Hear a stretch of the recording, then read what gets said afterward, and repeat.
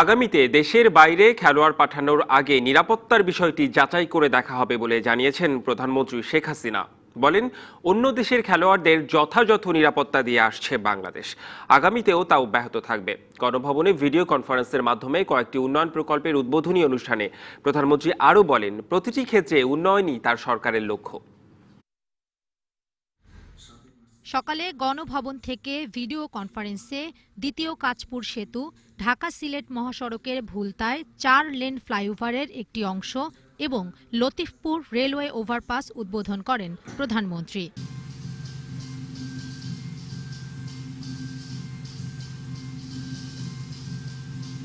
এর আগে ক্রাইস্টচার্চের ঘটনায় আবারও নিন্দা জানিয়ে প্রধানমন্ত্রী বলেন, ভবিষ্যতে বাংলাদেশ ক্রিকেট দলকে বিদেশে পাঠানোর ক্ষেত্রে নিরাপত্তার বিষয়টিকে অগ্রাধিকার দেওয়া হবে। আগামীতে যেখানে আমাদের ক্রিকেট টিম পাঠাবো, অন্তত তাদের নিরাপত্তার বিষয়টা আমরা ভালোভাবে পরীক্ষা নিরীক্ষা করেই আমরা পাঠাবো। আর আমাদের দেশে সবসময় যারাই খেলতে আসে তাদেরকে আমরা সবসময় যথাযথভাবে নিরাপত্তা দিয়ে থাকি, সে ব্যবস্থা আমরা সবসময় করি। বিশ্ববাসী শুধু এই ঘটনার নিন্দাই প্রকাশ করবে না, সন্ত্রাস যাতে চিরতরে বন্ধ হয় সেই ব্যবস্থা নেবে বলেও আশা প্রকাশ করেন শেখ হাসিনা। অনেক কষ্ট করে আমাদের দেশকে আমরা জঙ্গিবাদ সন্ত্রাস থেকে রক্ষা করতে সক্ষম হয়েছি, তারপরে অনেকে নানা ধরনের প্রস্তুত হলেন, কিন্তু জঙ্গিবাদ সন্ত্রাস কখনো কোনো মানুষের মঙ্গল করতে পারে না অমঙ্গল ছাড়া। আর ধর্মীয় স্বাধীনতা একটা সকল মানুষেরই স্বাধীনতা, আমাদের দেশে সেটা আমরা সবভাবে রক্ষা করতে পেরেছি যে যার যা ধর্ম সে স্বাধীনভাবে পালন করতে পারে। শেখ হাসিনা বলেন, কেবল রাস্তাঘাট আর ব্রিজ করে দিলেই হবে না, তা ব্যবহারে সবাইকে সতর্ক হতে হবে। রাস্তার মাঝ থেকে দৌড় দিয়ে রাস্তা পার হতে চাই, ছোট্ট শিশুদের হাতে নিয়েও রাস্তার মাঝখান থেকে হঠাৎ পার হওয়ার চেষ্টা করে, বা যে সমস্ত বাস ট্রাক গাড়ি দাঁড়িয়ে আছে তার ফাঁক ফোকর দিয়ে বাচ্চাদের নিয়ে রাস্তা পার হওয়ার চেষ্টা করে, যার ফলে অ্যাক্সিডেন্ট হয়। কাজে আমি সবাইকে এই অনুরোধ করব যে দয়া করে আপনারা রাস্তার নিয়মগুলি মেনে চলবেন। পরে গাজীপুর, রূপগঞ্জ ও নারায়ণগঞ্জ থেকে যুক্ত এই প্রকল্পগুলোর কর্মকর্তাদের সাথে কথা বলেন শেখ হাসিনা। এ সময় দ্বিতীয় কাঁচপুর সেতুর নাম বদলে শীতলক্ষ্যা সেতু করার প্রস্তাব দেন প্রধানমন্ত্রী। Shahnaz Ruma, DBC news, Dhaka. New Zealand থেকে দেশে ফিরছেন বাংলাদেশ ক্রিকেট দলের সদস্যরা। শুক্রবার ক্রাইস্টচার্চ মসজিদে বন্দুক হামলা থেকে অল্পের জন্য রক্ষা পান তারা। নিউজিল্যান্ডের স্থানীয় সময় দুপুর 12টায় ক্রাইস্টচার্চ থেকে একটি ফ্লাইটে রওনা হয়েছেন টাইগাররা। আজ রাত 11টার দিকে ঢাকায় পৌঁছানোর কথা রয়েছে তাদের। শুক্রবার সন্ত্রাসী হামলার ঘটনায় সিরিজের শেষ টেস্ট বাতিল করা হয়। আজ ক্রাইস্টচার্চের হ্যাগলে ওভালে নিউজিল্যান্ড বাংলাদেশ সিরিজের শেষ টেস্ট শুরু হওয়ার কথা ছিল। ভয়াবহ সন্ত্রাসী হামলার ঘটনার পর থেকে বাংলাদেশ জাতীয় দলের ক্রিকেটারদের কড়া নিরাপত্তায় হোটেলে রাখা হয়।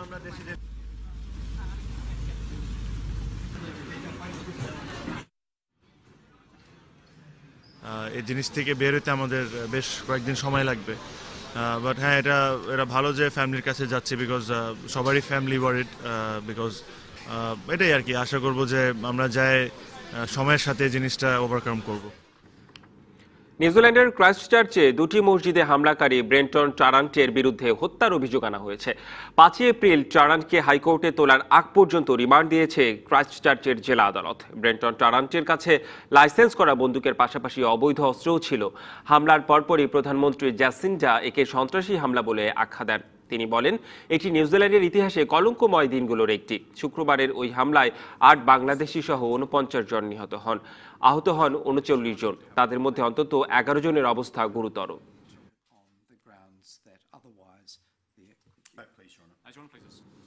ক্রাইস্টচার্চের দুটি মসজিদে ভয়াবহ সন্ত্রাসী হামলার ঘটনায় বিশ্বজুড়ে শোকের ছায়া নেমে এসেছে। নিউজিল্যান্ড জুড়ে মসজিদগুলোতে নিরাপত্তা নিশ্চিত করতে প্রয়োজনীয় ব্যবস্থা গ্রহণের আশ্বাস দিয়েছেন দেশটির প্রধানমন্ত্রী জ্যাসিন্ডা আর্ডেন। এরই মধ্যে নিহতদের শ্রদ্ধা জানাতে মসজিদের সামনে জড়ো হন স্থানীয়রা। আল-নূর মসজিদের সামনের রাস্তায় একটি অস্থায়ী স্মৃতিস্তম্ভে শ্রদ্ধা জানাতে শনিবার দুপুর থেকেই জড়ো হতে থাকেন স্থানীয়রা। শুধু মুসলিমরাই নন, সহমর্মিতা জানাতে যোগ দেন স্থানীয় শ্বেতাঙ্গ অধিবাসীরাও। ফুল আর প্রার্থনা সঙ্গীত দিয়ে স্মরণ করেন ভয়াবহ সন্ত্রাসী হামলায় নিহতদের। মুসলিম সম্প্রদায়ের প্রতি সংহতি জানিয়ে বেলুন ও বিভিন্ন ব্যানার নিয়েও হাজির হন অনেকে। সবার কণ্ঠে এক সুর, সন্ত্রাসের কাছে কেউ হারবে না।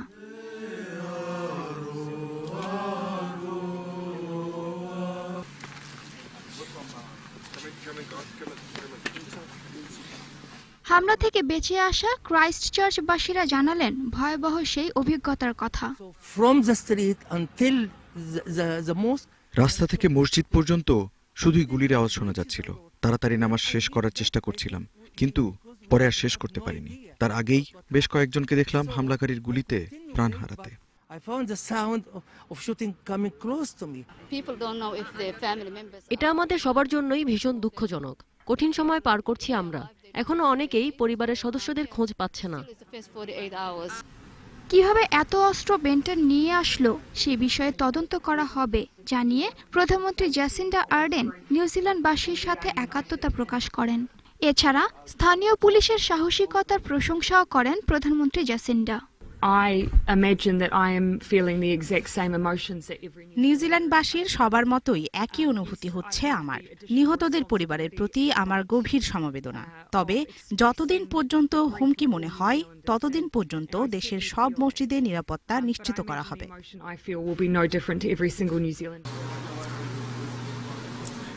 তিয়াশা জাহান, টিবিসি নিউজ ডেস্ক। এই মুহূর্তে ক্রাইস্ট চার্চে আছেন সহকর্মী হাসান মাহাদি, সরাসরি যুক্ত হচ্ছেন তিনি আমাদের সাথে। মাহাদি, এর আগের বুলেটিনে আমরা শুনেছি যে 7 জন মৃত বাংলাদেশি ছিল, এখন 8 জনে দাঁড়িয়েছে। এখন সবশেষ কি তথ্য রয়েছে আপনার কাছে, জানতে চাই।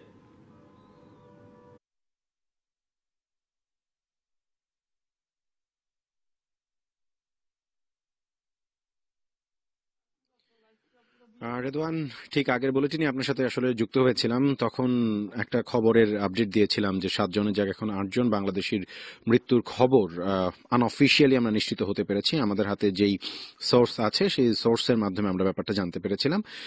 রেদওয়ান, তারপরে আর কোনো খবর এই মুহূর্তে আমাদের হাতে নেই কোনো মৃত ব্যক্তির সংখ্যা আর বেড়েছে কিনা, কারণ সবশেষ যেই পুলিশ ব্রিফিং ছিল সেখানে হসপিটালে ভর্তি থাকা যেই যারা রোগীরা আছেন এই মুহূর্তে, যারা সেই সময় আহত হয়েছিলেন, যারা হসপিটালে ভর্তি আছেন, ক্রিটিক্যাল সিচুয়েশনে আছে, তাদের বন্ধু পরিজন অথবা খুব কাছের মানুষ কাউকে আসলে হসপিটালে দেখা করতে দেওয়া হয়েছে আজকে। এবং বাংলাদেশ কমিউনিটির পক্ষ থেকে অনেকেই যারা আছেন, যেখানে 8 জনের মধ্যে প্রায় 4-5 জন যারা আসলে একদম নিজেরা একাই নিউজিল্যান্ডে থাকেন, তাদের বন্ধু এবং সহকর্মী ছাড়া আসলে খুব বেশি পরিজন নেই, তাদের পরিবারের মানুষজন আসলে নিউজিল্যান্ড থাকে না। এখানে এই 8 জনের মধ্যে 3 জনের মতো আসলে স্টুডেন্ট যারা কিনা পড়তে এসছে এখানে, সেই ব্যাপারে আমরা নিশ্চিত হতে পেরেছি। সুতরাং তাদেরকে কিভাবে আসলে সেই লাশ গ্রহণ করা হবে, সেটা দেশে পাঠানো হবে নাকি এখানে মাটি দেওয়া হবে, সেই বিষয়গুলো নিয়েও কর্তৃপক্ষ নিশ্চিত হতে চায় এবং তারা তাদের কাছের মানুষদেরকে আসলে হসপিটালে ডেকে পাঠিয়েছে, যেখানে বাংলাদেশের কমিউনিটির যারা আছে ক্রাইস্ট চার্চে থাকে তাদের তরফ থেকে যোগাযোগ করা হয়েছে। পুলিশ তাদেরকে ফোন দিয়েছে, হসপিটাল থেকে ফোন দেওয়া হয়েছে, প্রশাসন তাদের সাথে যোগাযোগ করার চেষ্টা করেছে এবং আমরা যেটা শুনেছি যে আধা ঘন্টা আগে বাংলাদেশ কমিউনিটির পক্ষ থেকে বেশ কয়েকজন মানুষ যারা কিনা হসপিটালে গিয়েছে আহতদের সাথে দেখা করতে এবং নিহতদের লাশ গ্রহণের একটা প্রক্রিয়াও শুরু হবে। নিউজিল্যান্ডের প্রধানমন্ত্রী আজ দুপুরে অনেকখানি নিশ্চিত করে বলেছিলেন যে আজকের মধ্যেই পূর্ণাঙ্গ তালিকা প্রকাশ করা হবে নিহত এবং আহতদের প্রত্যেকের নাম সহকারে, তার ঠিকানা এবং পরিচয় সহকারে। কিন্তু সেটা এখনো পর্যন্ত কিন্তু নিউজিল্যান্ড প্রশাসন করতে পারেনি। তারা বলছে আরেকটু সময় তাদের লাগবে, কারণ এত বড় ধ্বংসযজ্ঞ অথবা এত বড় ম্যাসাকারের জন্য কোনোভাবেই নিউজিল্যান্ডের প্রশাসন তৈরি ছিল না, সেটা আমরা বুঝতেই পারছি, যে কারণে তাদের এই কাজ করতে আসলে কিছুটা সময় লাগছে। তারপরেও তারা যাচাই বাছাই চালু রেখেছে এবং বাংলাদেশে নিউজিল্যান্ডে নিযুক্ত বাংলাদেশের অনারারি কনসাল জেনারেল যিনি আছেন তিনি আমাদেরকে একটা কথা বলেছেন, মৃতের সংখ্যা আমরা বলছি, যদি আমরা বলছি বিভিন্ন মাধ্যম থেকে সূত্র থেকে খবর নিয়ে, কিন্তু অফিসিয়ালি কিন্তু এখনো পর্যন্ত কোনো ব্রিফ করা হয়নি। কারণ গতকালকে 3 জন মানুষের মৃত্যুর খবর দেওয়া হয়েছিল, সেখানে একজন কিন্তু বেঁচে আছেন, মিসেস সামাদ নামে তিনি এখনো বেঁচে আছেন এবং জনাব সামাদ যার মৃত্যুর খবরটা প্রথমে নিশ্চিত হয়েছিল তার স্ত্রী এখনো দাবি করছেন যে এটা যেহেতু অফিসিয়াল কোনো ডিক্লিয়ারেশন নয়, সুতরাং তিনি তো ফিরেও আসতে পারেন, এই ধরনের একটা আশা আছে। তবে সবার সাথে কথা বলে পরিস্থিতি বিবেচনা করে প্রশাসনের তরফ থেকে যে ধরনের ব্রিফিং এসছে, সব সবকিছুর বিচার বিশ্লেষণ করে আমাদেরকে যেটা জানানো হয়েছে, নিউজিল্যান্ডে নিযুক্ত বাংলাদেশের অনারারি কনসাল জেনারেল তিনি আমাদেরকে বলেছেন যে যারা নিখোঁজ আছে তাদের আসলে বেঁচে থাকার সম্ভাবনা খুবই কম। যদি তারা বেঁচে থাকতো অবশ্যই তাদের সাথে যোগাযোগ করা যেত বা তারা যোগাযোগ করতেন। সুতরাং আমি রেদওয়ান আপনাকে এটাই বলতে চাই যে এই মুহূর্তে আমার হাতে খবর 8 জন মারা গেছেন, তাদের কোনো অফিসিয়াল স্টেটমেন্ট এখনো পর্যন্ত পাওয়া যায়নি, তবে একটা অনির্ধারিত সূত্র থেকে আমরা নিশ্চিত হতে পেরেছি। পরবর্তীতে আমরা সব খবর পাওয়ার পরে হয়তো বা তাদের নাম, ঠিকানা এবং তাদের সবকিছু আপডেট আপনাদেরকে জানাতে পারবো। নিশ্চয়ই মাহাদি, আপনাকে অসংখ্য ধন্যবাদ। আপনি সংবাদ সংগ্রহ করতে থাকুন, পরবর্তীতে নিশ্চয়ই আমরা আবারও আপনার কাছে ফিরব। ডিবিসি সংবাদে আরও যা থাকছে। দ্বিতীয় ধাপে 116 উপজেলায় ভোট সোমবার, প্রচারের শেষ দিনে ব্যস্ত প্রার্থীরা। প্রধানমন্ত্রী শেখ হাসিনার সঙ্গে দেখা করতে গণভবনে রওনা দিয়েছেন ডাকসু ও হল সংসদের নবনির্বাচিত ছাত্রনেতারা। বিকেল 4টার দিকে প্রধানমন্ত্রীর সঙ্গে সাক্ষাতের কথা রয়েছে তাদের। গণভবনে যাচ্ছেন ডাকসুর 25 ও 18টি, হল সংসদের 234 জন সহ মোট 259 জন ছাত্রনেতা। বিশ্ববিদ্যালয়ের 13টি এবং 2টি বিআরটিসির বাসে করে যাচ্ছেন তারা। এদিকে উত্তরার বাসা থেকে গণভবনে যাবেন বলে জানিয়েছেন নির্বাচিত ভিপি নুরুল হক। এছাড়াও বিশ্ববিদ্যালয়ের উপাচার্য, উপ উপাচার্য, কোষাধ্যক্ষ এবং প্রতিটি হলের প্রাধ্যক্ষরাও যাচ্ছেন গণভবনে। ডাকসুতে জয়ীদের পাশাপাশি ছাত্রলীগ, ঢাকা বিশ্ববিদ্যালয়ের সভাপতি সহ সংগঠনটির অনেক নেতাও শনিবার গণভবনে যাওয়ার কথা রয়েছে। ডিবিসি সংবাদে নিচ্ছে একটি বিরতি, সঙ্গেই থাকুন। দ্বিতীয় ধাপে 116টি উপজেলায় ভোট সোমবার, প্রচারের শেষ দিনে ব্যস্ত প্রার্থীরা। নওগাঁর 11টি ও গাইবান্ধায় 5টি উপজেলায় ভোট হচ্ছে।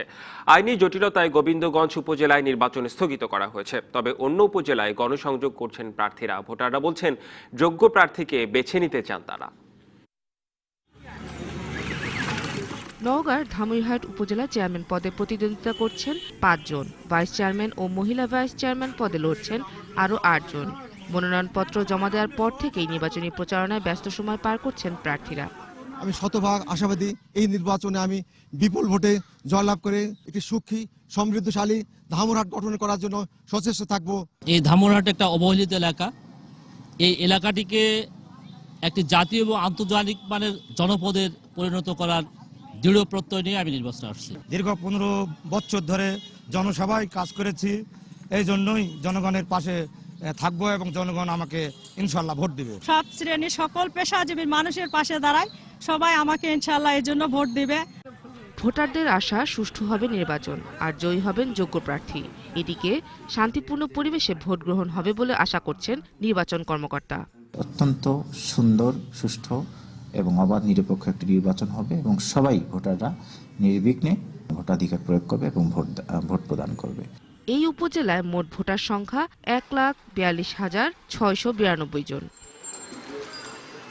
অন্যদিকে গাইবান্ধার পলাশবাড়ী ও সাদুল্লাপুর সহ 5টি উপজেলায় জোরে সোরে চলছে প্রার্থীদের নির্বাচনী প্রস্তুতি। এর মধ্যে পলাশবাড়ীতে চেয়ারম্যান পদে লড়বেন 3 জন, আর ভাইস চেয়ারম্যান পদে 8 জন ও মহিলা ভাইস চেয়ারম্যান পদে 6 জন প্রতিদ্বন্দ্বিতা করছেন। উন্নয়নের ধারাবাহিকতা, আমি যদি পলাশবাড়ী উপজেলার দায়িত্ব নিয়ে কাজ করি, পলাশবাড়ী একটি মডেল উপজেলা হিসেবে বাংলাদেশের মানচিত্রে স্থান পাবে। অন্যদিকে সাদুল্লাপুরে চেয়ারম্যান পদে লড়ছেন 4 জন, ভাইস চেয়ারম্যান ও মহিলা ভাইস চেয়ারম্যান পদে প্রতিদ্বন্দ্বিতা করবেন 9 জন প্রার্থী। 47 বছর পরে সাদুল্লাপুর উপজেলায় যে অভাবনীয় উন্নয়ন বিগত 5 বছরে হয়েছে, সেই উন্নয়নের ধারাবাহিকতাকে অব্যাহত রাখার স্বার্থে তারা তাদের রায় দেবেন। সাদুল্লাপুর উপজেলার যদি ভোটটি সুষ্ঠু, অবাধ, নিরপেক্ষভাবে হয়, তাহলে আমি বিপুল ভোটে জয়যুক্ত লাভ করব। সাদুল্লাপুর উপজেলায় মোট ভোটার 2,23,693 জন এবং পলাশবাড়ী উপজেলায় মোট ভোটার 1,88,148 জন। Sheikh Nigar Sultana, DBC news desk. দ্বিতীয় ধাপে উপজেলা নির্বাচনের প্রস্তুতির খবর জানাতে রংপুর এবং ফরিদপুর থেকে যোগ দিচ্ছেন আমাদের 2 সহকর্মী। আমরা প্রথমেই যেতে চাই রংপুরে সহকর্মী নাজমুল ইসলাম নিশাতের কাছে। নিশাত, প্রচারণার শেষ দিন আজ, সব মিলিয়ে প্রস্তুতি কেমন দেখছেন আমাদের জানাবেন।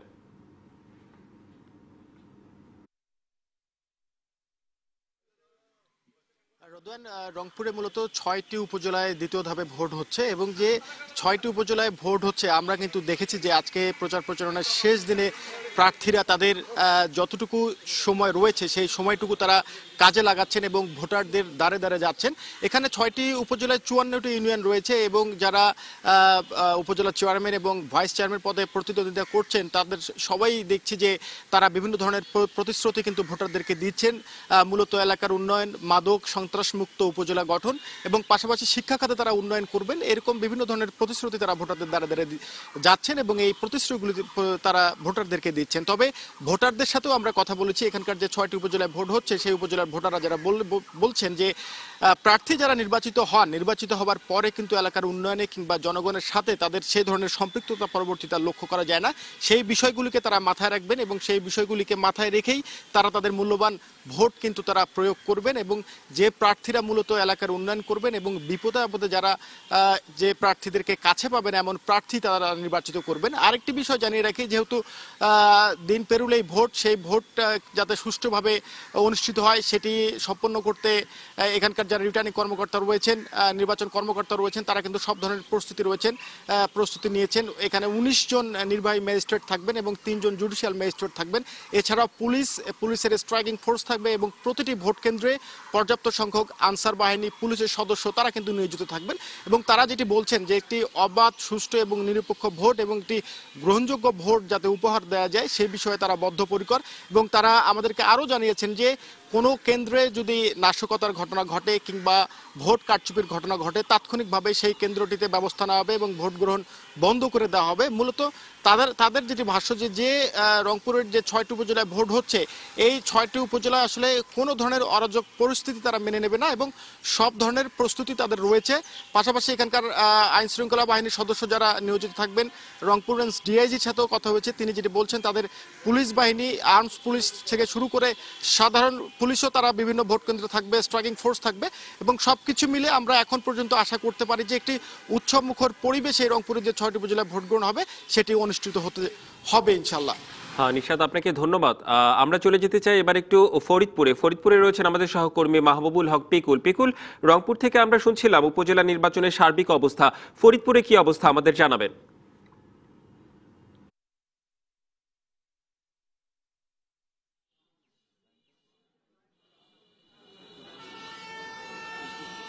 জি, আপনাকে ধন্যবাদ। আগামী 18 তারিখের দ্বিতীয় ধাপের নির্বাচনের আজ কিন্তু প্রচারণার শেষ দিনকে উপলক্ষ করে এখানকার যারা প্রার্থী আছে ফরিদপুর 8টি উপজেলায় নির্বাচনে যারা প্রার্থী তারা ইতিমধ্যেই বিভিন্ন বাড়ি বাড়ি ধর্ণা ধরছেন ভোটের জন্য এবং তারা চাইছেন যে ভোটটা যাতে তাদের বাক্সে পড়ে এবং তারা যেন বিজয়ের মালা পড়তে পারে। এখানে আমি নির্বাচন কমিশনের সঙ্গে কথা বলেছি। নির্বাচন কমিশনার এর পক্ষ থেকে সব ধরনের ব্যবস্থা নিয়েছে শান্তিপূর্ণ নির্বাচন অনুষ্ঠিতের লক্ষ্যে। তো এখানে আমি আজ দাঁড়িয়ে আছি ফরিদপুর নগরকান্দা উপজেলার তালমা বাজারে। এখানে নগরকান্দাতে নৌকা প্রতীকে আছেন বাংলাদেশ আওয়ামী লীগের ফরিদপুর জেলা শাখার সহসভাপতি মনিরুজ্জামান। তার বিপক্ষে কিন্তু উপনেতা সৈয়দ শাহজাদ চৌধুরীর ছেলে শাহাদ আকবর চৌধুরী, তিনি স্বতন্ত্র প্রার্থী পক্ষে ভোট চাওয়ায় একটু বিশৃঙ্খলা সৃষ্টি হয়েছে। তো আমার সঙ্গে এই মুহূর্তে আছেন কেন্দ্রীয় আওয়ামী লীগের উপকমিটির সদস্য অ্যাডভোকেট জামাল হোসেন। আমি তার কাছে জানতে চাইব যে আপনাদের প্রচারণা কেমন চলছে, কোনো প্রতিবন্ধকতা আছে কিনা। বিসমিল্লাহির রহমানির রহিম।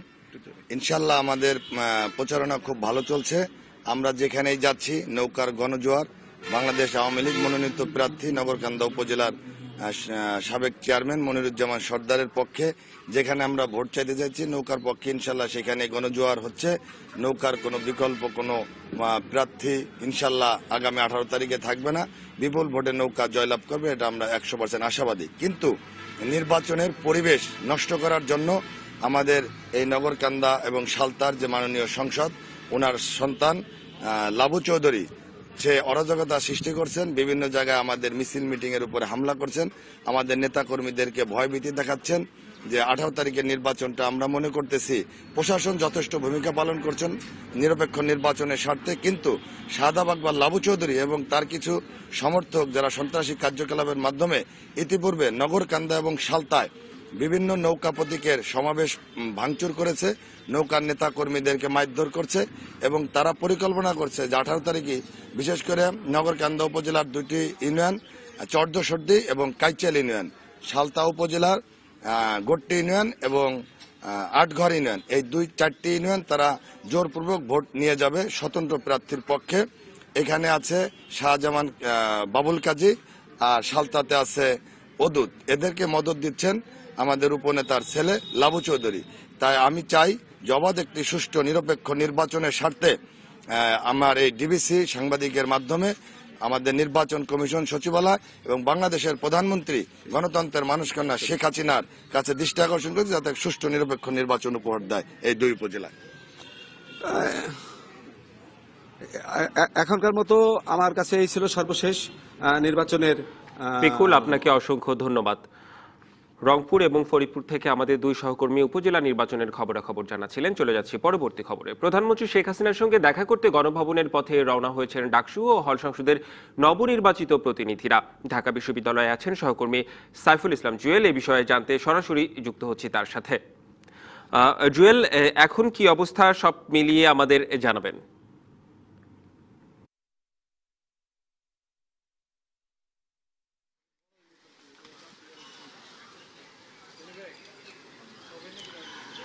রেদওয়ান, আপনি বলছিলেন যে প্রধানমন্ত্রীর আমন্ত্রণে গণভবনে ডাকসু প্রতিনিধিরা এরই মধ্যে রওনা হয়ে গিয়েছেন। আসলে বিষয়টি আমরা যতদূর দেখেছি যে ঢাকা বিশ্ববিদ্যালয় মল চত্বর এলাকা থেকে প্রায় 13টি বাস ছাত্র সংসদ নেতৃবৃন্দ যারা আছেন তাদেরকে নিয়ে এরই মধ্যে রওনা হয়ে গেছেন। কিন্তু ব্যতিক্রম হয়েছে যেটা কেন্দ্রীয় ছাত্র সংসদের সহসভাপতি নুরুল হকের ক্ষেত্রে। তো আমরা যতদূর জানতে পেরেছি, আমি এখন ডাকসু ভবনের সামনে আছি। তো এখানে প্রধানমন্ত্রীর কার্যালয় থেকে 2টি গাড়ি এখানে পাঠানো হয়েছে যে ডাকসুর সভাপতি অর্থাৎ ভিপি নুরুল হককে নেওয়ার জন্য এবং তার সাথে যারা অন্যান্য স্বতন্ত্র প্রার্থী আছেন তাদেরকে গণভবনে নিয়ে যাওয়ার জন্য 2টি গাড়ি এরই মধ্যে এসে পৌঁছেছেন। কিছুক্ষণ আগে ডাকসুর ভিপি নুরুল হক এখানে পৌঁছেছেন এবং তিনি তার নেতাকর্মী যারা আছেন তাদেরকে বিভিন্নভাবে দিক নির্দেশনা দিচ্ছেন যে কিভাবে এখানে আসবেন এবং পৌঁছাবেন। আমরা অপেক্ষা করছি যে তিনি আমাদেরকে কি জানাবেন সেই ব্যাপারে কথা বলার জন্য। তবে আপনাকে বলে রাখি যে এর আগে বাংলাদেশ ছাত্রলীগের নেতৃত্বে রেজানুল হক চৌধুরী শোভন এবং গোলাম রাব্বানী অর্থাৎ যিনি ডাকসুর সাধারণ সম্পাদক নির্বাচিত হয়েছেন তার নেতৃত্বে বিভিন্ন ছাত্র সংগঠনের নেতাকর্মী যারা আছেন এবং হল সংসদের নেতাকর্মীরা যারা আছেন তারা বিশ্ববিদ্যালয়ের 8টি লাল বাস এবং 5টি বিশ্ববিদ্যালয়ের মিনি বাসে রওনা দিয়েছেন। মোটামুটি বলা যায় যে প্রায় বিশ্ববিদ্যালয় প্রায় 5 শতাধিক শিক্ষার্থীর আয়োজন করেছে এই গণভবনের চা-চক্রের জন্য। আর এছাড়া বিশ্ববিদ্যালয়ের প্রশাসন অর্থাৎ উপাচার্য, উপাচার্য, কোষাধ্যক্ষ সহ 18টি হলের প্রাধ্যক্ষরা এই চা-চক্রে যাওয়ার কথা রয়েছে। আসলে আমরা কিছুক্ষণের মধ্যে ডাকসুর যে ভিপি নুরুল হকের সাথে কথা বলার চেষ্টা করব এবং বিশ্ববিদ্যালয়ের নিয়ে সম্পর্কিত যে সকল দাবি দাওয়াগুলো আছে। সাইফুল, আপনাকে ধন্যবাদ। ডিবিসি সংবাদে আরো থাকছে। সাফ নারী চ্যাম্পিয়নশিপে আজ বাংলাদেশের সামনে নেপাল। গ্রুপ পর্বের শেষ ম্যাচ বিকেল 3টায়।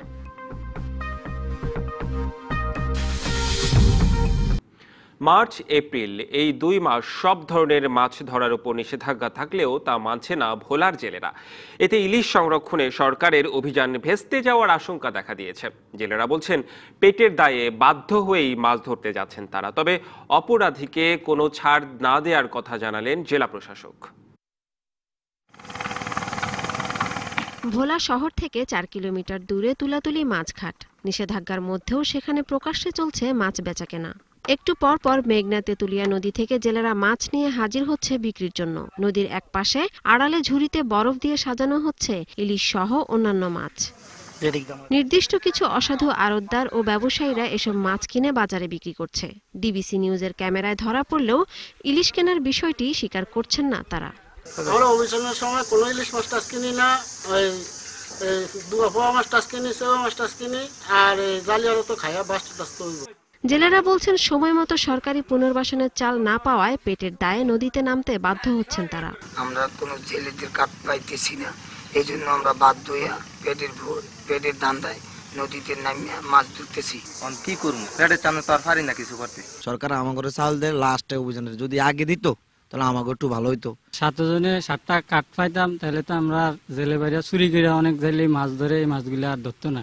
তবে নিষেধাজ্ঞা অমান্যকারীকে কোনো ধরনের ছাড় দেওয়া হবে না বলে স্পষ্ট জানিয়ে দিয়েছেন জেলা প্রশাসক। পাশাপাশি জেলেদের প্রাপ্য চাল দ্রুত বিতরণ করার নির্দেশ দেওয়া হয়েছে বলেও জানান তিনি। যারা মাছ ধরবে, যারা মাছ বিক্রয় করবে, যারা মাছ পরিবহন করবে, তাদের বিরুদ্ধে কঠোর আইনানুগ ব্যবস্থা নেওয়া হচ্ছে। প্রত্যেক ইউনিয়ন পরিষদের চেয়ারম্যানকে বলেছি যে দ্রুত এই চাউলটি বিধি মোতাবেক এবং 40 কেজি মেপে সুন্দরভাবে যেন চাউলটা বিতরণ করা হয়, কোনো ধরনের অভিযোগ যেন না হয়। অভিযোগ হলে আমরা কাউকে ছাড় দেব না। DBC news desk. ডিবিসি সংবাদে নিচ্ছে আরেকটি বিরতি, সঙ্গেই থাকুন। ঝিনাইদহ চুয়াডাঙ্গা মেহেরপুর মুজিবনগর সড়ক প্রকল্পের 17.5 কোটি টাকা ব্যয়ে নির্মাণাধীন রাস্তা তৈরির কাজে ব্যাপক অনিয়মের অভিযোগ উঠেছে। প্রতিবাদে এলাকাবাসী দফায় দফায় কাজ বন্ধ করে দিলেও পুনরায় যেন তেনভাবে তা চালিয়ে যাচ্ছে ঠিকাদারি প্রতিষ্ঠান। ঝিনাইদহ চুয়াডাঙ্গা মেহেরপুর মুজিবনগর সড়ক প্রকল্পের নির্মাণাধীন রাস্তায় ময়লাযুক্ত বালুর সাথে সামান্য খোয়া মিশিয়ে রোলার করে রাতারাতি রাস্তা তৈরির বিষয়টি প্রথমে নজরে আসে এলাকাবাসীর। তাদের অভিযোগ, পুরানো রাস্তার ভাঙা খোয়া আগের রাতে ভেঙে তাই দিয়েই নির্মাণ করা হচ্ছে রাস্তা। 75% বালি ও 25% খোয়া দিয়ে নির্মিত হচ্ছে গুরুত্বপূর্ণ এই রাস্তা। কাজের মানটা তো অবশ্যই পারফেক্ট হওয়া উচিত, কারণ শেখ হাসিনা সরকার তারা কিন্তু এখন দুর্নীতির বিরুদ্ধে জিরো টলারেন্স। 2 নাম্বার যে ইট, তারপরে পাথর, এগুলো ইউজ করা হচ্ছে, এটা আসলে উচিত না। সঠিক রাস্তাটা হলে অনেকদিন যাবে, কিন্তু সঠিক তো সে রাস্তাটা পাচ্ছে না। ঝিনাইদহ চুয়াডাঙ্গা মেহেরপুর মুজিবনগর 4 কিলোমিটার রাস্তা নির্মাণ প্রকল্পের 17.5 কোটি টাকার কাজটি শুরুতে পান ময়মনসিংহের ঠিকাদারি প্রতিষ্ঠান শামীম এন্টারপ্রাইজ। তাদের কাছ থেকে কাজটি কিনে করছেন আবু মনসুর এন্টারপ্রাইজ। রাস্তা তৈরিতে নিম্নমানের দ্রব্য ব্যবহার করায় কয়েক দফা কাজটি বন্ধ করে দেন এলাকাবাসী। এছাড়া সড়ক বিভাগের কর্মকর্তাদের গাফলতি আছে বলেও মনে করেন স্থানীয়রা। কালো মাল দেশে বলে এই জন্য কাজটা তারা বালির সংখ্যা বেশি দিয়ে এরা বেশি করছে। এত টাকার কাজ, এখানে তারা খুবই নিম্নমানের কাজ করে চলে যাচ্ছে, যার কারণে আমরা এলাকাবাসী বাধা দিচ্ছি। এ ব্যাপারে সড়ক ও জনপথ বিভাগের কোনো কর্মকর্তা ক্যামেরায় কথা বলতে রাজি হননি। আর উপজেলা নির্বাহী কর্মকর্তা জানালেন, সড়ক নির্মাণে অনিয়মের অভিযোগ তদন্ত করা হবে। এই অভিযোগটি পাওয়া মাত্রই আমি আমাদের সড়কের যিনি নির্বাহী প্রকৌশলী আছেন তার কাছে আমি টেলিফোন করেছিলাম যে এরকম একটি অভিযোগ আছে, সেই বিষয়টিতে ব্যবস্থা গ্রহণের জন্য। এটি যেহেতু রোডসের একান্ত নিজেদের কাজ, সেই কারণে সেখানকার মনিটরিংয়েও আসলে আমাদেরকে কখনোই কোনো ভূমিকাতেও রাখা হয়নি। DBC news desk. Noakhali BSCIC শিল্পনগরীতে সহায়ক পরিবেশ না থাকায় বরাদ্দ পেয়েও কলকারখানা চালু করছেন না শিল্প মালিক ও উদ্যোক্তারা। গ্যাস, পানির সংকট এবং চাঁদাবাজি ও নিরাপত্তাহীনতার অভিযোগ করছেন তারা। সদর উপজেলার অশ্বদিয়া ইউনিয়নে 15 একর জমিতে গড়ে উঠেছে নোয়াখালী বিসিক শিল্পনগরী। এর বরাদ্দ করা অনেক প্লট খালি পড়ে আছে। কোনোটিতে শুধু স্থাপনা তৈরি করা হলেও উৎপাদন শুরু হয়নি। কোনো কোনো শিল্প প্লটে তালা ঝুলছে, আবার কোনোটিতে গোচারণ ভূমিতে পরিণত হয়েছে। 2007 সালে চালু হওয়া এই শিল্পনগরীর 107টি প্লটের মধ্যে বরাদ্দ দেওয়া হয়েছে 62টি। এর মধ্যে চালু আছে 29টি। মামলা চলছে 10টি প্রতিষ্ঠানের, বন্ধ হয়ে গেছে 4টি এবং নির্মাণাধীন আছে 15টি। আপিল চলছে 2টি প্লট নিয়ে এবং উৎপাদনযোগ্য রয়েছে 2টি প্রতিষ্ঠান। বোকাটে কিছু ছেলেবেলে এখানে আড্ডা দেয়, ওরা যখন তখন আসে চাঁদা দাবি করে।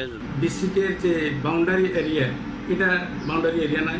নানা কারণে উৎপাদন ব্যাহত হওয়ার পাশাপাশি সীমানা প্রাচীর না থাকায় নিরাপত্তাহীনতা সহ চাঁদাবাজির কারণে অতিষ্ঠ শিল্প মালিক ও নতুন উদ্যোক্তারা। সীমামূল্য গ্যাস টিপ করে, যার কারণে এখানে এখনো 25% শিল্প প্রতিষ্ঠানে উৎপাদন যাইতে পারতেছে না গ্যাসের কারণে। এটা আরেকটা হলো আমাদের পানির সমস্যা। পানির কারণে দেখা গেছে কোনো কোনো মেশিন 2 বছরে ওইগুলা কর্মক্ষম অক্ষম হয়ে গেছে। নোয়াখালী বিসিক কর্তৃপক্ষ বলছে, গ্যাস সরবরাহ লাইনের শেষ প্রান্তে বলে গ্যাসের চাপ খুব কম থাকে, তাই উৎপাদনও ব্যাহত হচ্ছে।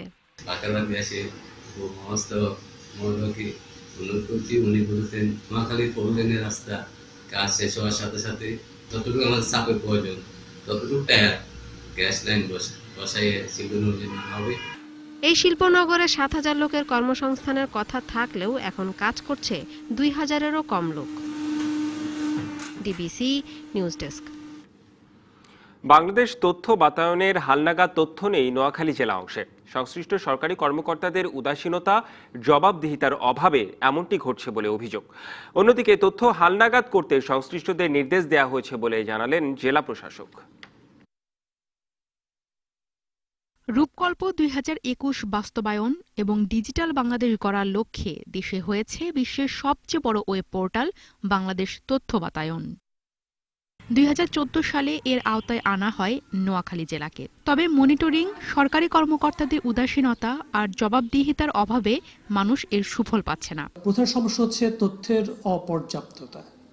খুব সীমিত কিছু তথ্য দেয়া থাকে, কিন্তু ডিটেইলস কিছু খুব একটা পাওয়া যায় না। সরকারি কর্মকর্তা আছে, তাদের অবহেলা ব্যাপার আছে, তাদের কোনো জবাবদিহিতা নাই।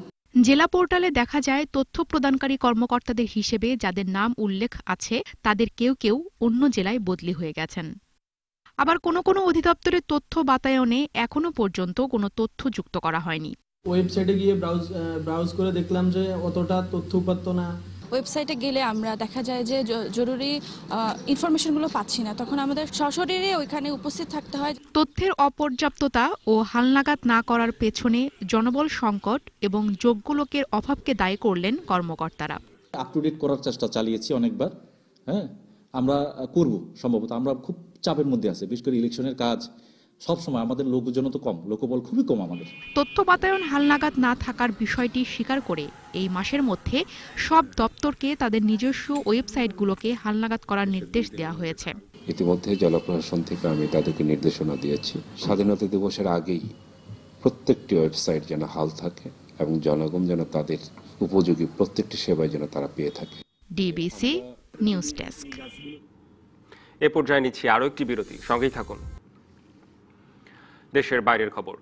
মেক্সিকো সীমান্তে দেয়াল নির্মাণের প্রয়োজনে নিজে নির্বাহী ক্ষমতা ব্যবহার করতে চান মার্কিন প্রেসিডেন্ট ডোনাল্ড ট্রাম্প। এবার সেই নির্বাহী ক্ষমতার বিল আটকে দিতে কংগ্রেস সদস্যদের আনা প্রস্তাবে ভেটো দিলেন যুক্তরাষ্ট্রের প্রেসিডেন্ট হিসেবে দায়িত্ব নেয়ার পর এই প্রথমবারের মতো ভেটো ক্ষমতা প্রয়োগ করলেন ট্রাম্প। বেশ কয়েকজন আইন প্রণেতা এই প্রস্তাব আনেন। এতে বিরোধী ডেমোক্র্যাট সহ ট্রাম্পের নিজ দল রিপাবলিকান পার্টির আইন প্রণেতারাও রয়েছেন।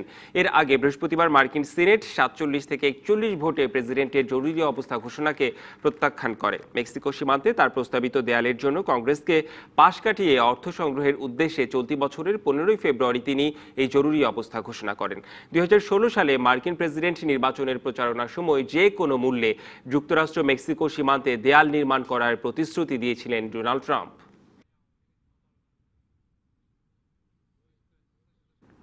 এবার জানাবো এসালম গ্রুপ খেলার খবর।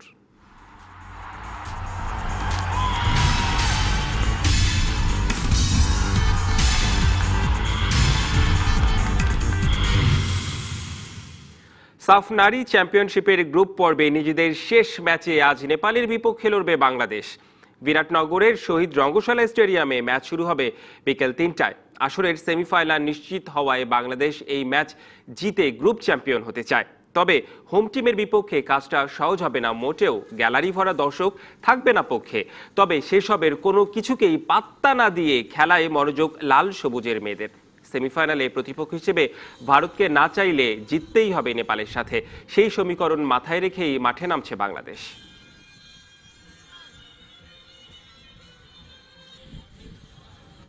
সাফ নারী চ্যাম্পিয়নশিপ ফুটবলে কিছুক্ষণ পর নেপালের বিপক্ষে মাঠে নামছে বাংলাদেশ দল। শেষ খবর জানাতে নেপালের বিরাটনগর থেকে যোগ দিচ্ছেন সহকর্মী শাহান পাপন। নেপালের বিপক্ষে লাল সবুজ মেয়েদের প্রস্তুতি কেমন দেখছেন, সব মিলিয়ে জানতে চাই আপনার কাছে।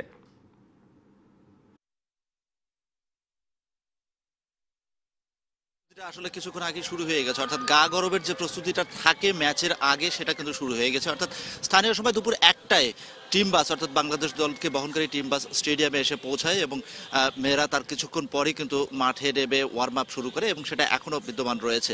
এই মুহূর্তে নেপালও কিন্তু প্র্যাকটিস করছে মাঠের অন্য প্রান্তে, যারা বাংলাদেশের প্রতিপক্ষ। অর্থাৎ স্বাগতিক নেপালের বিপক্ষে আজকে বাংলাদেশ যদি জেতে তাহলে গ্রুপ চ্যাম্পিয়ন হবে। গ্রুপ চ্যাম্পিয়ন হলে ভারতকে অ্যাভয়েড করা যাবে সেমিফাইনালে। সেমিফাইনাল কিন্তু আগেই নিশ্চিত হয়ে গেছে বাংলাদেশের, ভুটানকে হারানোর পরই সেমিফাইনাল নিশ্চিত হয়ে গেছে। এখন অনেকটা নির্ভর এবং কিছুটা চাপ এই দুটো মিলিয়েই হচ্ছে বাংলাদেশকে খেলতে হচ্ছে। বাংলাদেশ দলে আজকে একটি মাত্র পরিবর্তন, সঞ্জিদার জায়গায় আজকে খেলবেন নীলুফার নীলা, অর্থাৎ লেফট উইং এর যে খেলোয়াড়টি ছিল সঞ্জিদা, তার জায়গায় খেলবেন নীলুফার নীলা। এছাড়া আর কোনো পরিবর্তন নেই। আরও একটি কথা যেটা সেটা হচ্ছে যে কৃষ্ণা রানী বাংলাদেশ দলের আরও একজন সিনিয়র খেলোয়াড়, তিনি কিন্তু এই ম্যাচে খেলছেন না, কিছুটা ইনজুর্ড ছিলেন, তবে ইনজুরি থেকে সেরে উঠলেও তাকে রেস্টে রাখা হয়েছে সেমিফাইনালের জন্য, এমনটাই শুনতে পেয়েছি। আজকে কিন্তু নেপালের এই রঙ্গশালা স্টেডিয়ামে প্রচুর বাতাস, অর্থাৎ দুটো প্রতিপক্ষ কিন্তু অলরেডি দাঁড়িয়ে গেছে বাংলাদেশের জন্য, একটা প্রতিপক্ষ নেপাল আর একটা প্রতিপক্ষ বাতাস। এখন টস ভাগ্যে যেদিকে পোস্ট পাবে বাংলাদেশ সেদিকেই গোল পোস্ট নেবে, তবে যদি বাম পাশে গোল পোস্ট বাংলাদেশ নেয় তাহলে একটা সুবিধা পাবে, বাতাসের সুবিধা পাবে। ডান পাশের গোল পোস্টটা নিলে কিন্তু সেই সুবিধাটা তারা পাবে না, অর্থাৎ প্রতিপক্ষ হিসেবে বাতাসও দাঁড়িয়ে যাচ্ছে। এছাড়া দর্শক তো থাকছেই, স্থানীয় দর্শক, গ্যালারি ভর্তি দর্শক থাকবে নেপালের পক্ষেই। সবকিছু মিলিয়েই বাংলাদেশকে খেলতে হচ্ছে। আর শক্তিমত্তার কথা যদি বলি তাহলে আমি বলবো যে নেপাল কিন্তু অনেকটাই এগিয়ে, কারণ নেপালে বেশ কিছু সিনিয়র প্লেয়ার রয়েছে যারা অনেক দিন ধরে জাতীয় দলে খেলছে, যাদের বয়স 22 থেকে 25-এর মধ্যে। পক্ষান্তরে বাংলাদেশের সিনিয়র খেলোয়াড় বলতে একজনই সাবিনা খাতুন, যিনি সবগুলো সাব খেলেছেন, তাছাড়া কিন্তু ওইভাবে কোনো সিনিয়র খেলোয়াড় নেই। বরং আমাদের এই দলে, বাংলাদেশ এই দলে দুজন খেলোয়াড়ের অভিষেক হয়েছে জাতীয় দলে, তাহলে ঠিক বোঝাই যায় যে বাংলাদেশের খেলোয়াড়দের বয়সটা আসলে ওদের তুলনায়, নেপালের তুলনায় ঠিক কতটা কম বা বেশি। এই ছিল মোটামুটি এখান থেকে নেপাল অনুশীলন করছে, বাংলাদেশও গাগ্রমের অনুশীলন করছে। তো সব মিলিয়ে প্রত্যাশা করা হচ্ছে যে একটা ভালো ম্যাচ হবে যেখানে বাংলাদেশ জয় নিয়ে ফিরবে। ধন্যবাদ পাপন আপনাকে। সংবাদ এই ছিল এখনকার মতো। এরপর দুপুর 3টার সংবাদ নিয়ে আসবেন নিকিতা নন্দিনী। ডিবিসির সঙ্গেই থাকুন 24 ঘন্টা।